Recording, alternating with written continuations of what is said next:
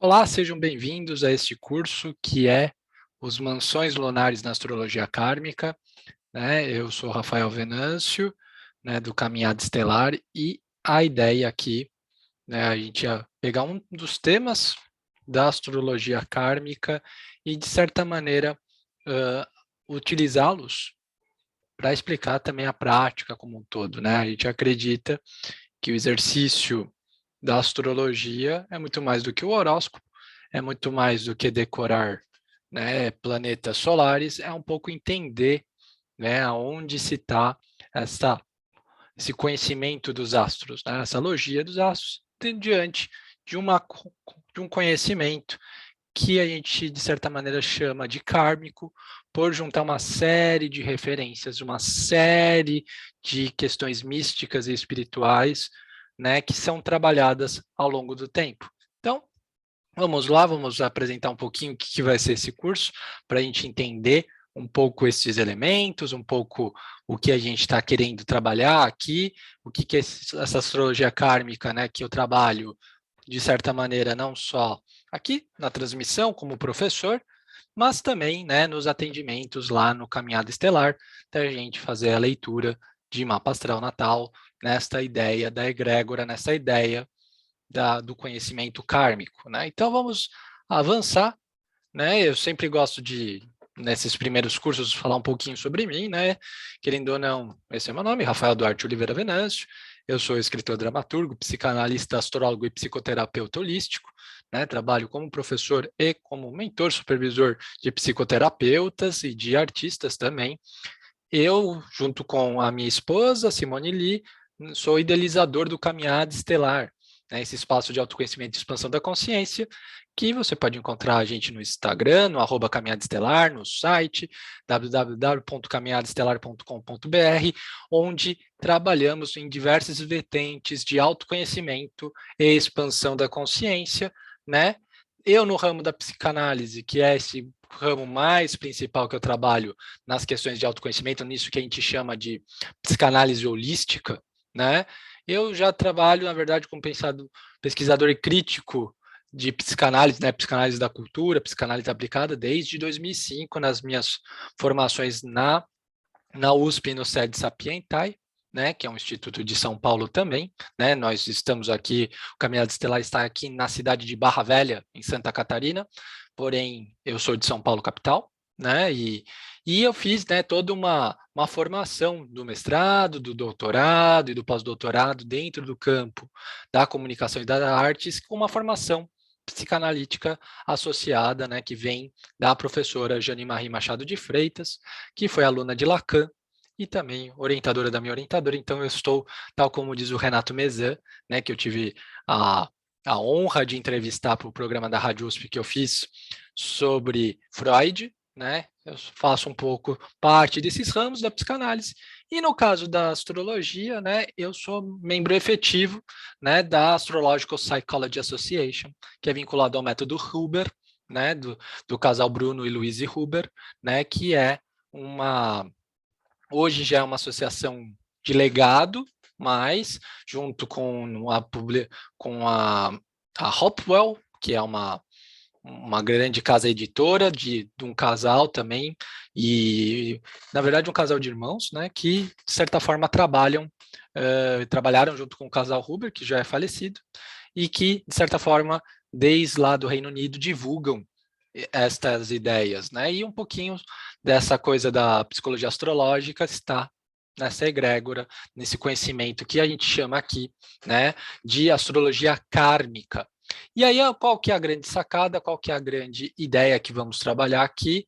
É este curso, o Mansões Lunares da Astrologia Kármica, o primeiro curso do Caminhada Estelar de formação para ajudar astrólogos, ajudar estudantes de astrologia, ajudar pessoas que são curiosas acerca da astrologia a entender um pouco essa vinculação dessa astrologia kármica com a astrologia védica, este conhecimento do hinduísmo que por si já seria kármico. Então, um pouco entender esta visão que é muito diferente da visão ocidental de astrologia, com os seus 12 signos extremamente solares, etc. Então, toda esta construção.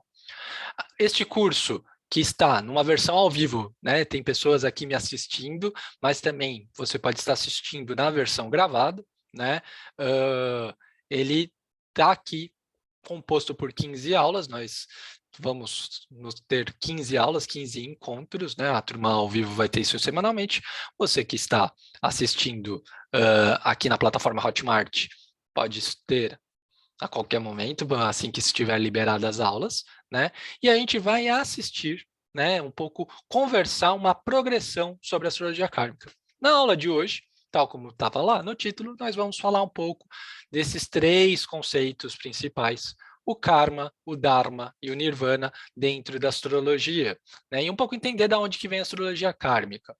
Na próxima aula, a gente vai falar um pouco sobre o sistema védico, e o certo talvez mais seria chamá-lo de vedântico do que védico, né, de astrologia, que é uma astrologia muito particular, com construções de mapas muito diferentes do que estamos acostumados, até porque pela consideração como que é a Terra no universo e também pela visão temporal que tem lá na sabedoria hindu, que os anos são lunares e não anos solares, tal como estamos acostumados no calendário gregoriano. Então, as contas, a matemática e a lógica algébrica envolvidas para se construir um mapa se tornam diferentes, até mesmo na própria divisão de signos nessas mansões lunares que a gente vai explicar neste curso, mas eu já vou falar delas mais para frente.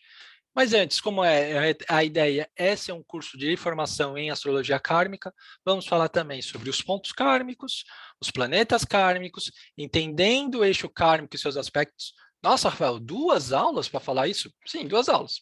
Por que que tem que ser 2 aulas, gente? O eixo kármico, ele, de certa maneira, tem menos configurações, né? Ele tem 12 configurações, mas, na verdade, são 2 pares, são 6 pares, né? Os pares se operam diferentes. E a aspectação é muito importante, a formação de estélions, de certa maneira, eu gostaria de explicar isso sem decorebas, para as pessoas entenderem. Então, eu acredito, para explicar primeiro os primeiros 6 pares, né? Ou 3 pares, cada um com a sua faceta, uma aula, depois o outro, eu acredito que a gente consegue. Para a gente avançar nas 27 mansões lunares, essas 27 divisões lunares, de dividir a eclíptica do zodíaco, que é isso que nós temos como referência, porque esta é a visão do cosmos que temos aqui, olhando para cima na nossa Terra redonda, com certeza. Nós vivemos num astro, ele não é redondo perfeito, ele é uma pedra, né, movendo, mas de certa forma o efeito da atmosfera e o efeito dos mares a faz ter uma sensação de redondo achatado nos polos, porém ela é uma pedrona que nós vivemos, né? Essa pedrona que está no espaço, que é o planeta Terra, nós vemos, seja em qualquer ponto, esta eclíptica, que é essa faixa da Via Láctea, que, de certa maneira, é onde temos essas constelações. Na tradição vedântica, na tradição védica, a gente vai falar um pouquinho sobre quando a gente fala védico, o que a gente está referindo, quando a gente está falando vedântico, o que a gente está referindo, mas nesta construção sobre as mansões lunares, ao invés de dividirmos em 12, dividimos em 27, né, na questão tradicional, por isso que são, né, 9 aulas, 9 vezes 3, 27, 3 mansões lunares por aula, e aí, lá no final da aula 15, temos o encerramento também, né, para fazer.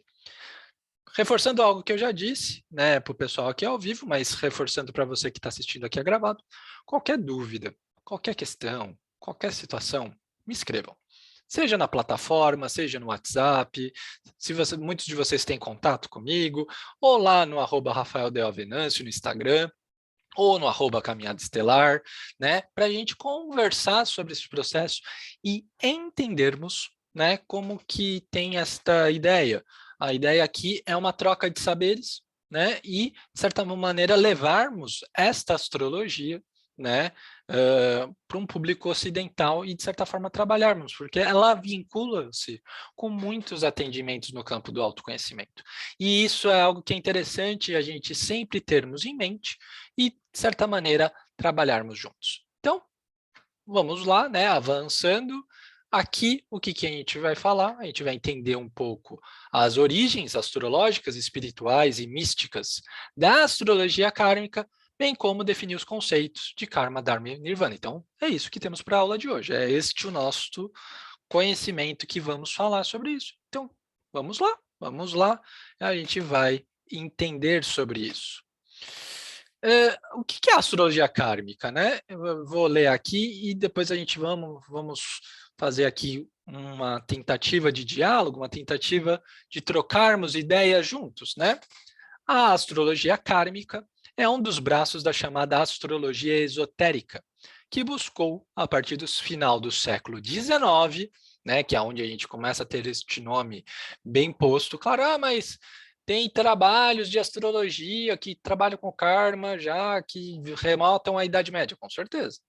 Mas este nome de astrologia esotérica é muito vinculado com a sociedade teosófica e ela surge claramente no final do século XIX, né?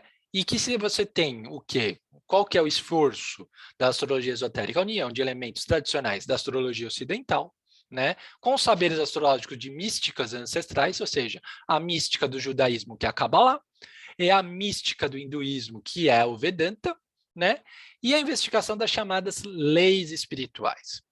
Então, aí é uma questão que vale a pena a gente, né, vou me aumentar aqui, como eu faço normalmente, vamos aqui conversarmos, né, maior. A astrologia kármica, apesar de ter muitos títulos de livros sobre isso, ela, na verdade, é um braço. Um braço de quê? Né? Um braço dessa ideia que é a astrologia esotérica. Por quê? Se eu faço astrologia védica, né, e a gente tem pessoas competentíssimas aqui no Brasil, eu fiz cursos, né, de astrologia védica, sou capaz de fazer mapas védicos, eu faço um mapa védico para fazer o atendimento em mapa kármico do caminhado estelar.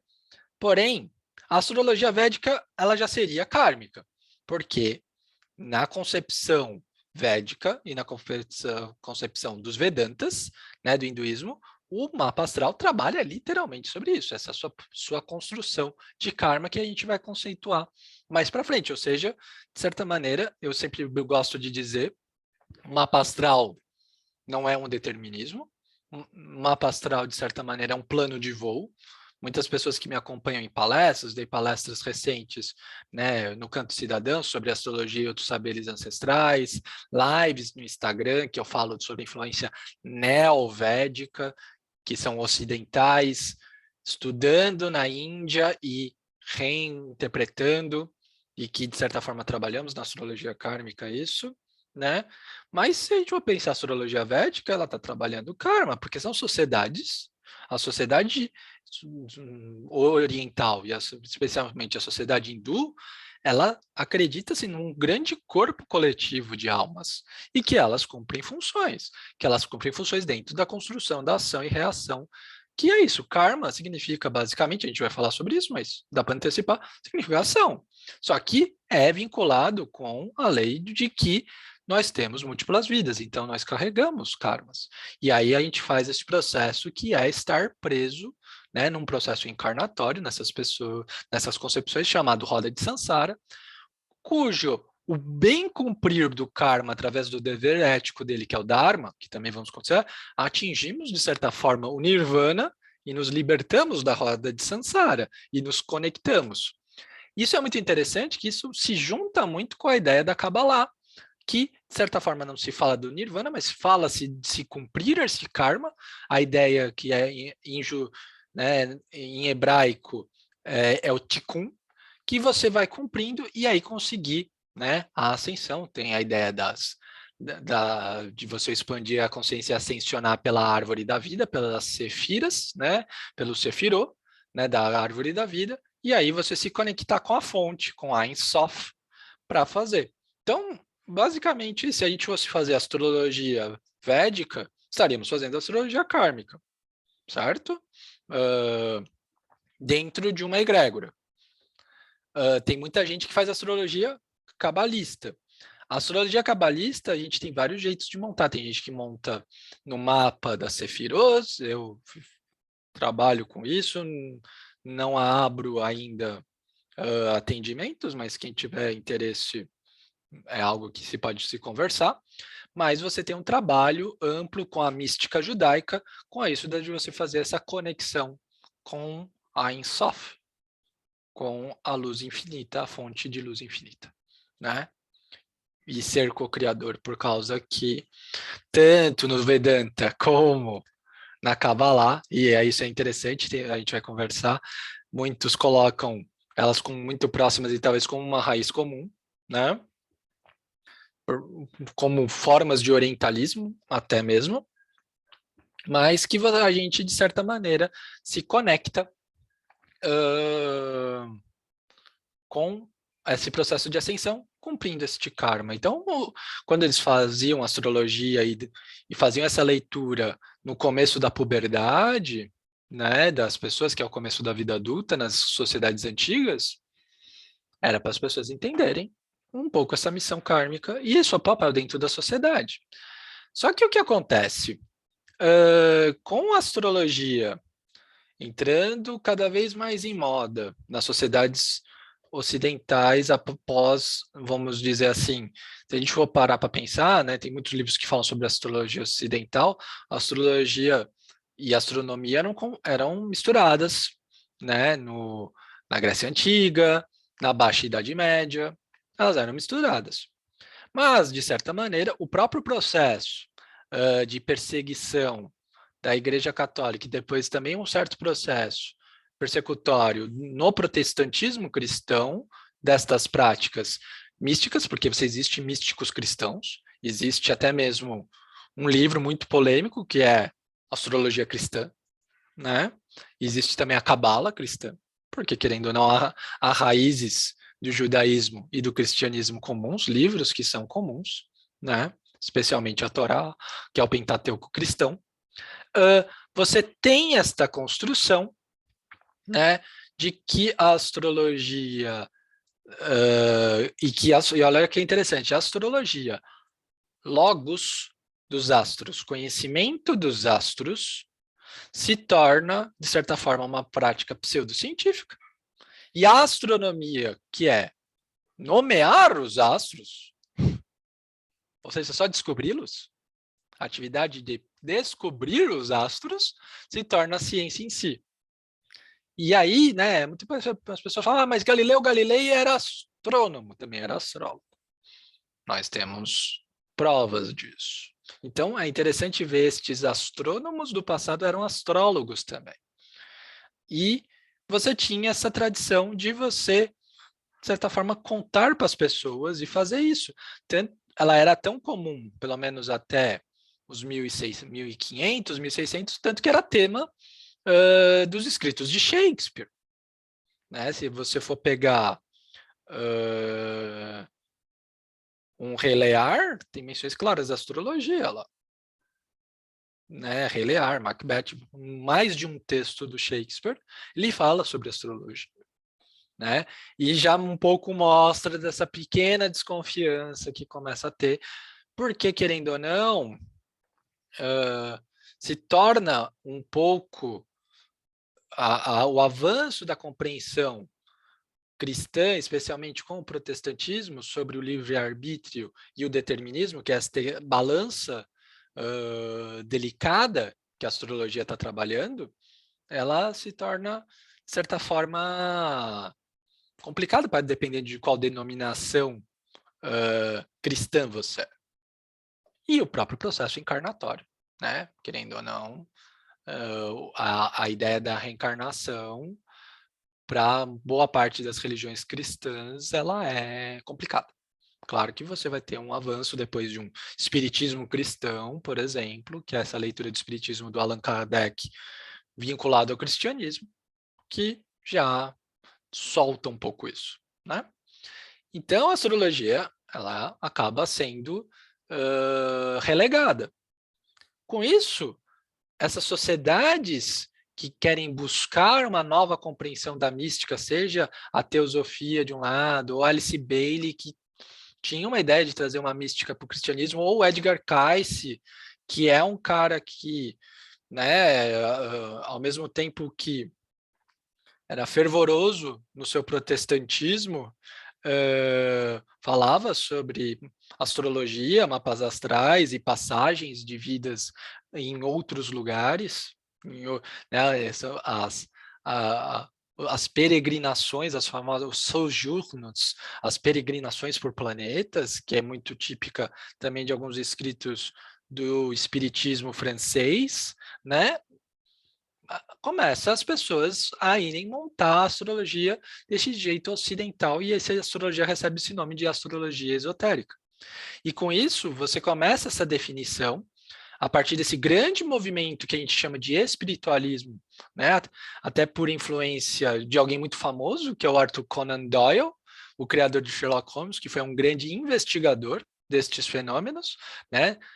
Seja do espiritismo francês, seja das formas espiritualistas que surgem na Inglaterra, e as sociedades, de certa forma, místicas que criam, especialmente a Aurora Dourada, a Teosofia, Telema, tudo você começa a ter um abraço dessa tradição mística ancestral, com a astrologia, com essas leis espirituais que surgem deste caldeirão de influências espiritualistas. Então, as leis espirituais que a gente está mencionando aqui, eu vou voltar a mostrar o meu slide, é isso que a gente está conversando.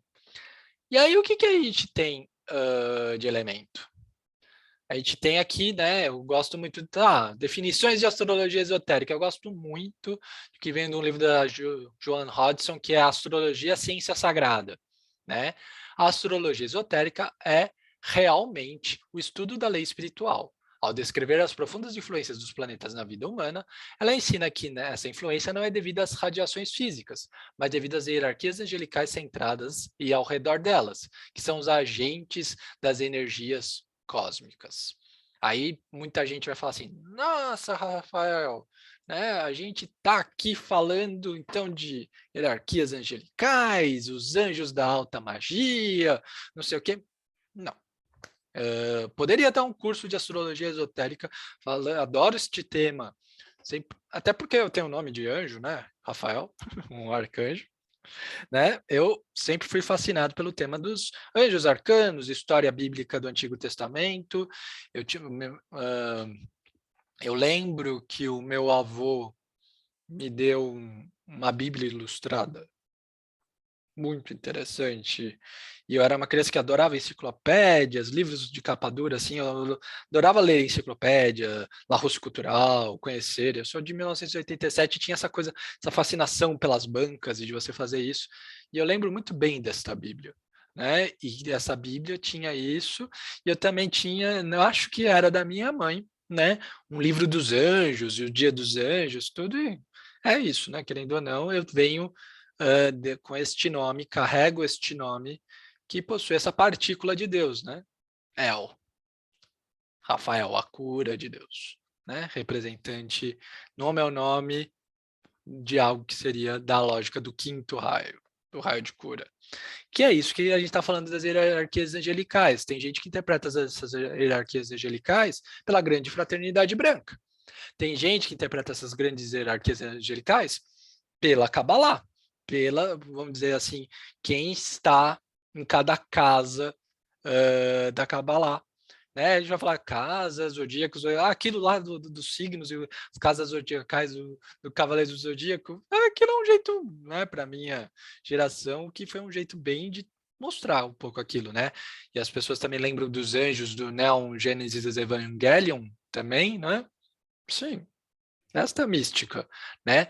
O que a Joan Hodgson, que inclusive está vinculada um pouco com isso, com essa astrologia vinculada à grande fraternidade branca, porém também ao xamanismo. A mãe dela foi uma grande xamã nativa americana, tinha uma conexão com um espírito chamado xamânico, de um grande chefe xamânico, de um grande pajé nativo americano lá dos Estados Unidos chamado Águia Branca, White Eagle, inclusive é o nome da editora da Joan Hodgson. O que ela está querendo dizer?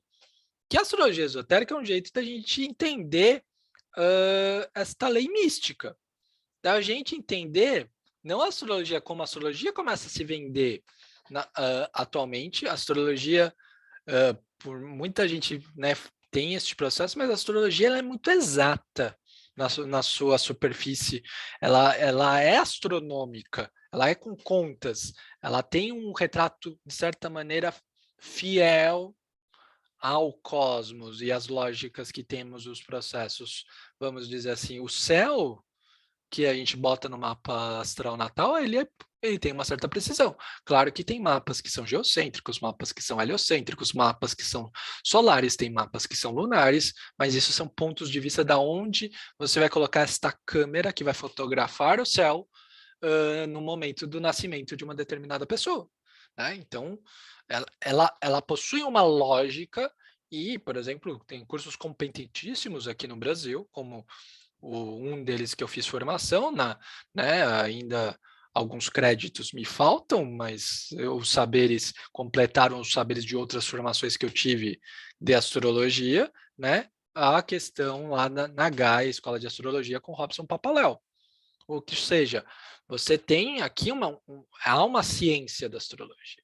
O que a Joan Hodgson quer falar é que existe, como toda ciência, todo físico possui um metafísico. Então, existe o lado metafísico da astrologia, que é esse lado filosófico, que é um lado filosófico que ela não quer chamar de teológico, porque não é vinculado a religiões, e sim a saberes da espiritualidade, e por isso que ela usou esse termo do sagrado. Mas poderia falar que a astrologia ela poderia colocar claramente isso. A astrologia, ao invés da ciência sagrada, né, a ciência espiritual. Né? Então, essa aqui é um grande livro, um livro fantástico. Fantástico esse livro. Esse livro é um livro fantástico. Né? Acho que no futuro, né, no progredir dos trabalhos aqui do Caminhada Estelar, com certeza daremos mais cursos sobre astrologia esotérica para completar as lógicas da astrologia kármica. Então, o que ele está falando? Ela não, as hierarquias angelicais, ou seja, você entender ao invés de você pensar que é puro magnetismo, influências, pensar que aquilo são planetas, apenas grandes massas de corpo, com gravidade, com as leis, tudo, você começa a pensar o lado metafísico disso. E esse metafísico não tem, é claro que tem as radiações físicas, mas existe também algo de espiritual, algo de platônico. Ok? Tanto que não é à toa que tem textos do Platão que todo astrólogo precisa ler e que há menções à astrologia também, lá na filosofia. Quem é bom estudante de filosofia, quem fez bem a seu bacharelado ou licenciatura de filosofia, ou se teve uma boa aula de filosofia, deveria saber disso, se pegou Timeu e Critias, por exemplo. Então, você tem esta construção. A astrologia não é um horóscopo do jornal. O horóscopo, talvez, na minha opinião, seja o que seja menos astrologia. Né? Ele é uma vírgula da grande astrologia e do grande conhecimento. Tanto que eu falo, a astrologia é a psicologia primeira. Foi a primeira forma que o ser humano, sabe-se lá quando, buscou para entender a sua mente, entender a sua psique. Ela é parente dos psicologismos, das filosofias da mente, das psicanálises, das psicodinâmicas e das psicologias, que é isso que surge por último na história da humanidade. Né?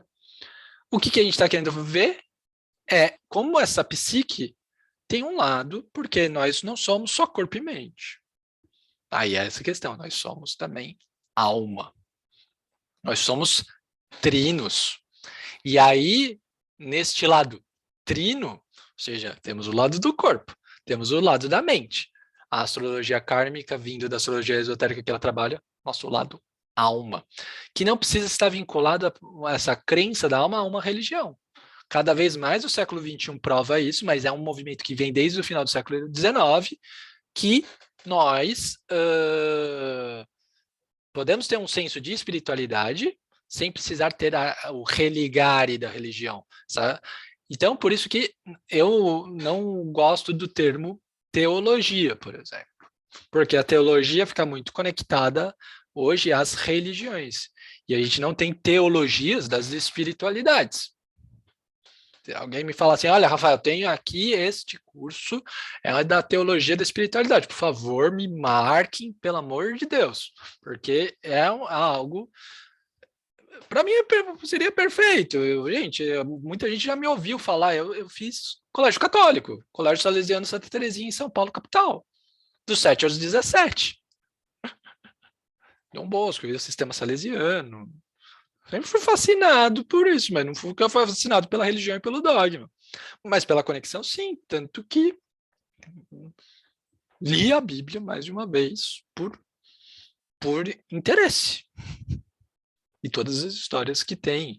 E alguns dos manuscritos, né, que saem fora, os apócrifos. Não posso falar todos, porque apócrifos é muito difícil a gente falar todos. É a mesma coisa de falar que leu todos o corpo dos Vedantas. Mas um dia a gente chega lá, talvez, né? Sempre há coisas a saber. Sempre há coisas a saber. Então, é esta construção e é esta ideia dessa astrologia da alma que a astrologia esotérica e a astrologia kármica logo trabalham. Ela pega a ciência da astrologia exata e vê o lado metafísico. Por isso que me atrai tanto. Você vê as pessoas, todo o trabalho que eu faço com caminhada estelar é no metafísico. É olhar metafísico, a psicanálise, esse olhar filosófico de cosmovisão, olhar metafísico de práticas de psicoterapia holística, né? Que é um olhar, não é falar, eu vou acreditar, tudo, não, é entender, né? Jung nos ensina, né? Carl Gustav Jung ensina os usos dos mitos, das práticas sincrônicas, divinatórias, etc. É entender essa mística. Então, quando ela está falando dessas hierarquias angelicais, a gente entender, de acordo com esses textos, alguns mais antigos que a gente pode sequer imaginar, né, saberes do começo do tempo, tentar entender este processo, né? E aí vocês viram que falam que ela vai falar, né, que é o estudo das leis espirituais, e ela vai elencar a John Hodgson, e isso é muito interessante, vou mostrar aqui para vocês, que seriam cinco leis da astrologia esotérica. E aí essas 5 leis da astrologia esotérica são 5 leis espirituais, que seriam 5 leis que, de certa forma, regem qualquer tipo de trabalho esotérico, muitas vezes aquilo que a gente usa o termo atualmente de holístico, que é a ideia, por exemplo, a primeira ideia básica, a ideia da correspondência. Assim na Terra como no céu, assim no céu como na Terra. Que é uma lei da árvore da vida, das sefirôs da Kabbalah. Né? Mas uma ideia também da árvore da vida, que vem dos nórdicos, das runas nórdicas e dos saberes nórdicos. Uma ideia que vem da árvore da vida vinculada com o budismo, vinculado com o taoísmo e o hinduísmo, e ter esse processo. E por isso que ela está nesta ponta da estrela. Nos 2 braços de baixo, nós temos a reencarnação, a lei da reencarnação e a lei do karma. Né?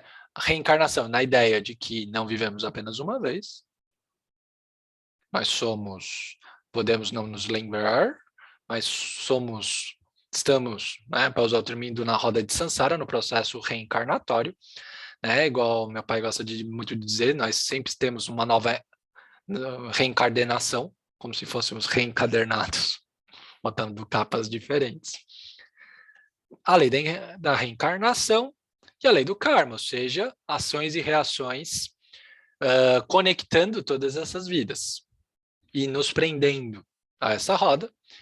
E aí nós temos as 2 de baixo. Eu que fiz essa estrela, gente. Eu que fiz essa estrela. Eu que fiz. Talvez alguém já tenha feito antes de mim, mas essa estrela, estava montando esse site, foi eu que fiz. Né? Baseado na Hodgson. Que é a lei da oportunidade e a lei do equilíbrio. O que é a lei da oportunidade e do equilíbrio? Que nós sempre temos a oportunidade, não é a lei, não existe determinismo. As coisas nos apresentam e nós sempre temos a oportunidade, que não seria necessariamente o livre-arbítrio, porque o livre-arbítrio, às vezes a gente pensa ele amplo e restrito, mas nós temos a oportunidade de escolher, de irmos na luz do nosso karma, da luz da nossa reencarnação, da luz dessa correspondência entre acima e abaixo, ou na sombra. E o equilíbrio. A lei do equilíbrio é uma das leis mais interessantes que existem. Que a lei do equilíbrio, ela demonstra que, de certa maneira, nem luz demais, nem sombra demais.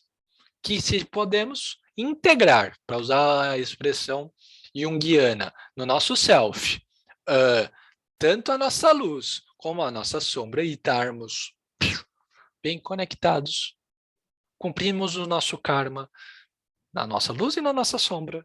Estamos bem? É aquilo que eu falo, é a nossa verdade. Vibramos a nossa verdade? Está tudo bem. Está tudo bem. Vibramos toda essa verdade e temos o equilíbrio. E é esta que é a grande construção. E é esta que é a grande lógica da astrologia esotérica. E aí muita gente me pergunta, tá, Rafael, mas da onde vem este braço aqui, ó? Eu mostrei para vocês a linha do tempo da Kabbalah. Da onde vem este braço? Da onde? Né? Da reencarnação do karma. Vem de coisas, de saberes tão ancestrais, e a gente tem duas linhas do tempo aqui. Uma da Kabbalah e uma dos Vedantas. Só para vocês entenderem um pouco este processo, né? A Kabbalah, ela se coloca, né? Aqui o Shimon Halevi é um rabino e psicanalista judeu, porque eu acho que a psicanálise também é muito interessante. Ela, apesar dos psicanalistas se colocarem muito como ateus, porque Freud seria assim, tudo. Freud tem educação religiosa judaica, vários textos explicam sobre isso, tentam pensar este processo, tudo. E o Shimon Halevi, apesar do Freud não ter se comunicado tanto com rabinos, e sim com pastores protestantes, por causa do seu círculo social lá em Viena, há muitos rabinos, especialmente dos Estados Unidos, que são psicanalistas. E esse Shimon Halevi, que é um dos cabalistas mais famosos do século XX, ele fala para a gente que a tradição, que o Abraão, pai da nação hebraica e pai das religiões, né, da tradição, de certa forma, das três grandes religiões monoteístas, né, tanto no o judaísmo, como o cristianismo, como o maometanismo, ou a religião muçulmana, né, a ideia com Alá, com Dus e com Deus, o Deus cristão, né? O Abraão recebeu esse conhecimento cabalístico de Melquisedeque, este rei sacerdote de Salém, que que aí você tem uma série de interpretações quem é Melquisedeque, né? E por causa dessa conexão que também você coloca esse orientalismo com Melquisedeque e as proximidades, por exemplo, da árvore da vida com a Kundalini, com a linha de chakras, a Sefirot e os chakras, né? Como se a Kabbalah, o próprio Shimon Halevi fala sobre isso, teria uma origem comum. Mas sabemos que, né, o Gershon Shloem, grande filósofo e historiador das práticas judaicas, amigo de Walter Benjamin, né, publicado aqui no Brasil pela editora Perspectiva, né, que é uma editora muito famosa nos círculos, né, acadêmicos, tudo, mas e que de origem judaica, aqui em São Paulo, né, aqui no Brasil, eu não estou em São Paulo mais, eu estou em Santa Catarina, né, lá em São Paulo. Aí ele vai falar um pouco sobre esse processo, né, que é a produção literária dos cabalistas, e da onde vai vir esse conhecimento que vai ser utilizado na astrologia kármica e na própria astrologia cabalística, né, vai ser muitos textos, né, então esse saber oral que vai passar toda, vamos dizer, pré-diluviano até vai chegar lá na Alta Idade Média, ou seja, lá nos 1000 depois de Cristo, vai começar a ter muitos textos. E vai ter um texto, né, que é o Zohar, o livro do Esplendor, que é do século 13, né, depois de Cristo, que se torna essa principal obra. Então, a maior parte das interpretações que a astrologia cabalística pega e que a gente utiliza na astrologia kármica, especialmente para entender o eixo kármico, vem do Zohar, vem dessa questão do Zohar. E a partir do século XVII, o conhecimento cabalístico começou a ser vinculado com outras formas de conhecimento místico-filosófico do passado, os gnósticos, né, os neoplatônicos, né, os gnósticos cristãos, neoplatônicos cristãos, também os Vedantas, e ajudando a consolidar conhecimentos esotéricos. E aí a astrologia esotérica a partir do século XIX, Teosofia, Aurora Dourada, o New Age, Telema, do Aleister Crowley, e tem esse processo. E temos o Vedanta, astrologia védica.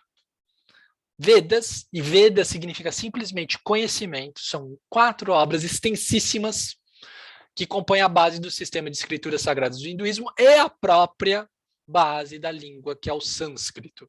Né? E a datação, isso é muito interessante, provas de datação colocam eles. Datação, tá, gente? Isso daí é crença, como foi alguém que falou, não, a datação histórica disso coloca-se entre 1500 a.C., mas tem textos cujo teste foi feito 2000 a.C. E esses textos se mencionam, esses textos de 2000 a.C., ou seja, 4.022 anos, estamos aqui em 2022, caso você esteja vendo essa aula gravada e sabe-se lá em que ano, mais de 4.000 anos, estes textos estão sendo postos, estão sendo compreendidos. E esse texto, há 4.000 anos, fala que isso é uma tradição oral de muitos tempos depois. Pá.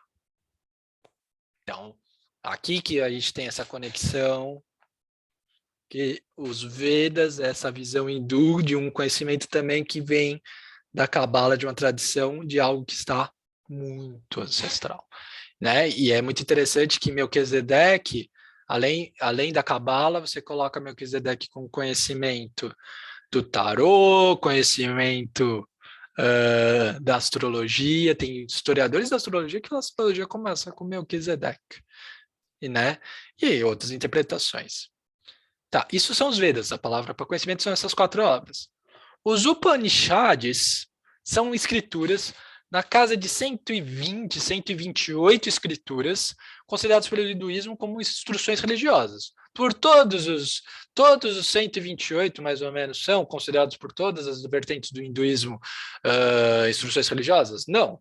Claro que, tal como o cristianismo tem as suas secções, também o hinduísmo tem suas secções. Mas, tal como o Zohar é o comentário da Cabala, eles surgem como comentário sobre os Vedas, acerca da sua finalidade e sobre sua essência, sendo conhecido, portanto, como Vedanta, o fim do Veda, o fim do conhecimento no sentido não é o fim de acabou, mas o fim assim, aqui temos o conhecimento, acabou no sentido de fim de completude. E aí esse conhecimento dos Vedas e dos Vedantas, e aí a gente vai começar toda essa construção dos textos do hinduísmo, e o próprio Bhagavad Gita, e todos esses textos mais famosos, começa a ser vinculado com a filosofia ocidental, com o grande nome Arthur Schopenhauer, especialmente com seu livro O Mundo com Vontade de Representação, que de certa maneira se torna uma grande contraposição a filosofia majoritária do seu tempo, que é a filosofia hegeliana, que vai se desenvolver, né, em marxismos e todas as construções que temos até hoje, que é o materialismo histórico dialético. Ou seja, de um lado, você tem a filosofia querendo ser materialista histórica, e de outro lado, a filosofia buscando conhecimento, buscando mais metafísica, buscando mais transcendentalidade, com Schopenhauer nessa ideia do mundo como verdade de representação. É apenas uma das primeiras iniciativas que virá a ser conhecida como orientalismo, que é um termo criado por esse grande historiador de origem anglo-egípcia, Eduard Said, que vai falar que é onde os conhecimentos do Extremo Oriente, ou seja, Índia, né, o Sudoeste Asiático, Japão, China e do Oriente Médio, né, e com isso a Cabala está vinculada, porque surge nas terras do atual Israel, ok? Nas terras de Jerusalém, né? E pensem que o nome Jerusalém está vinculado com Salém, do Melquisedeque. Nada é à toa, tá, gente? E tem explicações. Não é deste curso, mas tem explicações. Acabam sendo, né? E além disso, as questões muçulmanas, né? A mística muçulmana é o sufismo, né? Que também possui algumas compreensões astrológicas, mas também a gente tem, né? Eu falei, todas as religiões abrâmicas que nós falamos, temos só a mística judaica, acaba lá. A mística islâmica é o sufismo, né? E temos também as místicas cristãs, né? Onde os essênios e os gnósticos são os mais conhecidos, mas temos São João da Cruz, né, como um grande nome, uma série também de outros medievais muito interessantes, que às vezes são esquecidos pelo grande corpo cristão de espiritualidade. Né? O cristianismo se misturou muito na sua questão de religião, os outros também. Né? E aí você tem toda essa compreensão, né, que esses conhecimentos de orientalismo vão ajudar os conhecimentos esotéricos da teosofia, do New Age. A teosofia, se a gente for parar para pensar, ela é muito baseada nos Vedantas e também nos escritos búdicos, né, nos comentários búdicos do budismo, e também em coisas que vêm do Tao Te Ching, do taoísmo chinês. Então, é interessante a gente ter esse processo.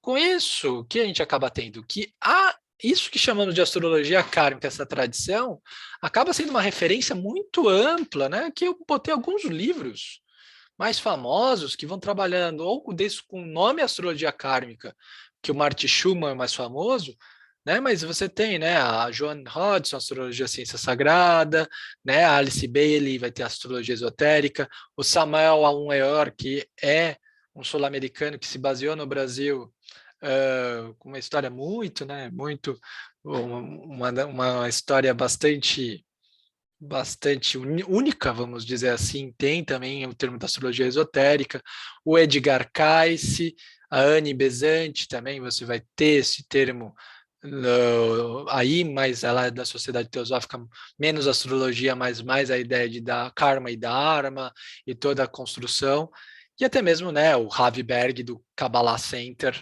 com a astrologia cabalística e com todo esse trabalho, né?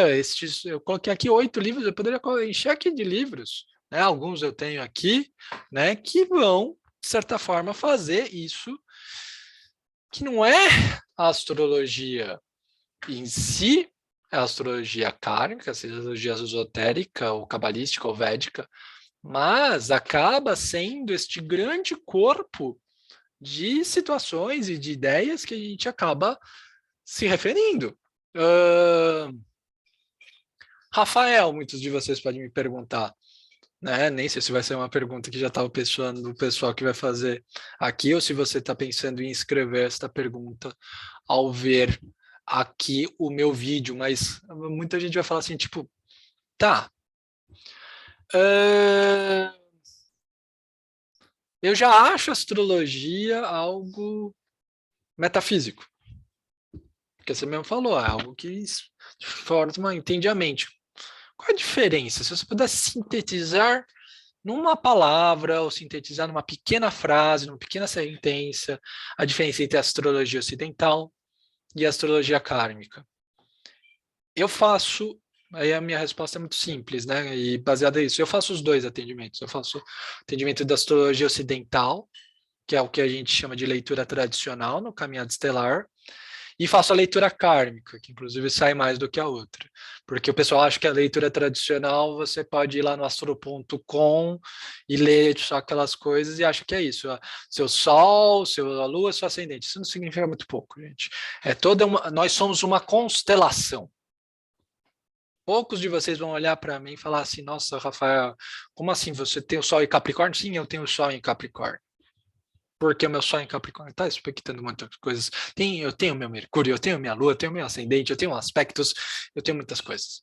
Então, a astrologia tradicional, ela vê personalidade, ela vê a mente, ela vê uma explicação dessa psique consciente e presa apenas nesta encarnação. A astrologia kármica é uma ideia de ver você no fluxo de suas encarnações. Ah, pelo meu mapa eu vou descobrir quem eu fui na vida passada? Não. Não vai descobrir. Isso vai fazer terapia de vidas passadas, terapia regressacional, hipnose. Você não vai descobrir quem você foi na vida passada. Você vai descobrir nesta linha do karma o que você veio dessas vidas, né? Estudos de apometria, né? Essa investigação de vidas passadas, inclusive de apometria quântica, coloca que a gente viveu 200, 300 vidas aqui no planeta Terra.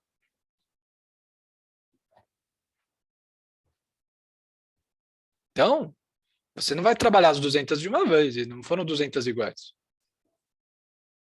Né? Se você for pensar, você que tem uma compreensão, que me escuta, que me assiste, do espiritismo kardecista, a gente sabe quantas, toda a escalada, né? Como é visto por Kardec, das classes dos espíritos, são muitas vidas. Então, o que seria esta linha kármica? Essa linha kármica que a astrologia kármica ajuda a gente a entender essa linha kármica. Para onde eu estou indo?